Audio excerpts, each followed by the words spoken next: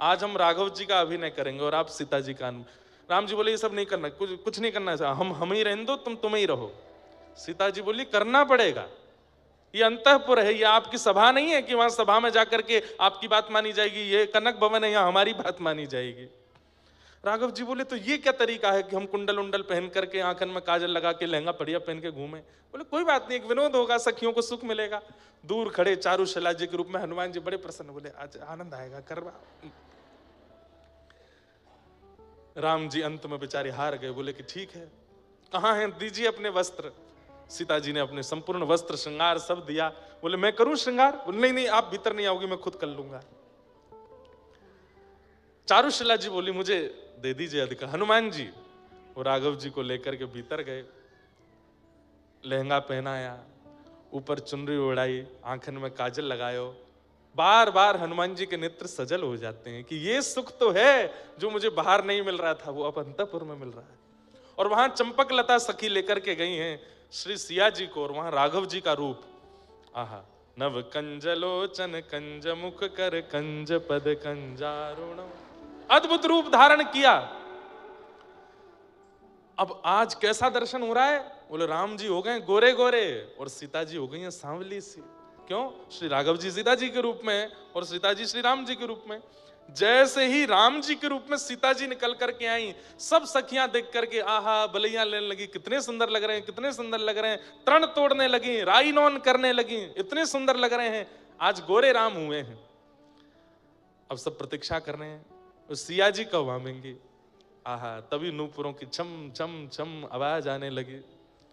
आहा, जैसे ही सिया जी के रूप में श्री राघव जी आए, सखीन की तो दूर की बात, राम रूप में श्री सीता जी ही मूर्छित हो गई देख करके, इतने सुंदर लग रहे हैं, इतने मनमोहक लग रहे हैं।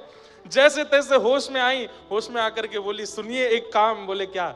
आज से जब तक पृथ्वी पर हम हैं कनक भवन के अंदर, आप ऐसे ही रहोगे, अब हमें ऐसे ही देखना है। राम जी बोले ये सब नहीं चलेगा, हमें आज बना लिया है, फिर कल से। वो कितने सुंदर लग रहे हैं।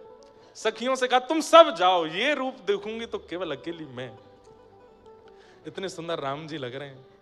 सीता जी कभी बलैया लेती हैं, कभी आंखों का काजल लगाती हैं राम जी को, कभी राई नौन करती हैं, आरती उतारती हैं, इतने सुंदर लग रहे हैं श्री राघव जी। लेकिन एक विडंबना, क्या? वशिष्ठ मुनि जो यदुकुल के, रघुकुल के आचार्य हैं, वो पूरे दिन तो गुरु रूप में रहते हैं, लेकिन वो जानते हैं कि राघव जी साक्षात भगवान हैं, सीता जी साक्षात लक्ष्मी हैं, तो पूरे दिन तो वो गुरु रूप में रहते हैं, आशीर्वाद देते रहते हैं राम जी को।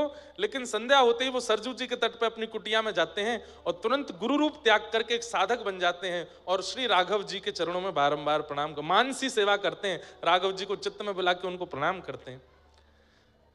लेकिन हैं भी तो वशिष्ठ मुनि। अब वशिष्ठ मुनि जैसे ही सरजू जी के तट पर बैठे, नेत्र बंद करके हृदय में राघव जी को प्रणाम करने के लिए जैसे ही उनका आवाहन किया, तो क्या देखते हैं?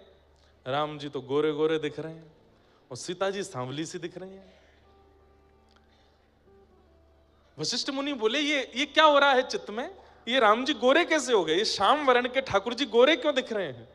तुरंत सरजू जी में स्नान किया, स्नान करके फिर से माला आदि करके फिर से नेत्र बंद करके जैसे ही मानसी बैठे, सिंहासन पर गोरे राम जी बैठे हैं, बगल में चुनरी ओढ़ के घूंघट करके सांवली सीता जी बैठी हैं। बोले ये क्या हो रहा है? कहीं ऐसा तो नहीं, ये कोई संकेत है? कहीं मेरे शिष्य राम कहीं संकट में तो नहीं है? तुरंत कमंडल उठाया, पहुंच गए कनक भवन। अच्छा, गुरु जी को कोई रोक टोक नहीं है कनक भवन में जाने से, इनको कोई नहीं रोक सकता। रात्रि अर्धरात्रि का समय, तुरंत द्वार पर जाकर के सहचरियों को तुरंत दरवाजा खोलो, गुरु वशिष्ठ खड़े हैं द्वार पे। अब सखी बोली भीतर तो सब डामाडोल चल रहा है माहौल, ये गुरु जी रात में क्यों आ गए? एक सखी ने दूसरी को, दूसरी ने तीसरी को, ऐसे करके अंतःपुर खबर पहुंचवाई, राघव जी सावधान हो जाइए, गुरु वशिष्ठ आ रहे हैं। अब ये सुनकर के सीता जी राम जी के रूप में वो तो तुरंत उठ करके गई और तुरंत लहंगा आदि सब पहन करके आ गई। और राम जी के कभी केश में कुछ फंस गया, कभी कानन में कुछ फंस गया, कभी ये बोली ये क्या हो गया, गुरु जी आ गए द्वार पे, अब मैं जल्दी जल्दी वस्त्र कैसे उतारूं? सीता जी बोली जल्दी करो, गुरु जी आवे वारे हैं। अच्छा, गुरु जी प्रतीक्षा नहीं करते, उनके लिए तो द्वार खुलता है सीधे। राम जी जल्दी जल्दी दौड़ करके गए, जल्दी वस्त्र आदि अपने बदल करके, केश आदि सब बांध करके, आंखन को काजल वाजल सब बिल्कुल व्यवस्थित करके, जो भी मुख पे श्रृंगार था सब बिल्कुल हटा करके मुंह धो धा करके आए करके तुरंत बैठे। इतने में द्वार खुला, गुरु वशिष्ठ आए। दोनों युगल ने प्रणाम किया, गुरुदेव प्रणाम। गुरु वशिष्ठ ने देखा सीता जी गोरी हैं, राम जी सांवले हैं, तो बोले फिर मेरे मन में इतना वो क्यों हो रहा था। राम जी बोले गुरुदेव बड़े संकोच में रहते हैं राम जी। बोले गुरुदेव कोई कार्य था? नहीं नहीं कार्य तो कुछ नहीं था, बस कुछ था। आप दोनों ठीक हैं? बोले हाँ बिल्कुल ठीक है। कोई कष्ट तो नहीं है ना? मैं गुरु हूं, मुझे बता दीजिए। बोले नहीं गुरुदेव कोई कष्ट नहीं। अच्छा ठीक है, तो मैं चलूं फिर, प्रणाम, कल मिलते हैं सुबह। बोले हाँ गुरुदेव ठीक है। जैसे ही घूम करके जाने लगे वशिष्ठ जी फिर रुके, फिर दोबारा मुड़े, राम जी के थोड़े पास गए, यहां से केश हटा करके देखे तो बीच में मांग भरी पड़ी है। राघव ये क्या? अब तो राम जी पूरे ठंडे पड़ गए ऊपर से नीचे। नहीं नहीं गुरुदेव कुछ नहीं कुछ नहीं कुछ ऐसे। गुरुदेव वो आज वो हनुमान जी ने कुछ डाल दिया था, तो चारुशिला जी के रूप में हनुमान जी खड़े बोले मैंने कब डाला? वशिष्ठ जी जैसे ही सिया जी की ओर, सीता जी कभी देखती नहीं है, नीची नजर रखती हैं, लेकिन आज नजर उठा के वशिष्ठ जी को देखा है और नेत्रों में ही समझा दिया। बोले अंतःपुर की लीला है, आप क्यों आ गए बीच में? तुरंत वशिष्ठ जी समझ गए। अच्छा अच्छा अच्छा राघव सुनो।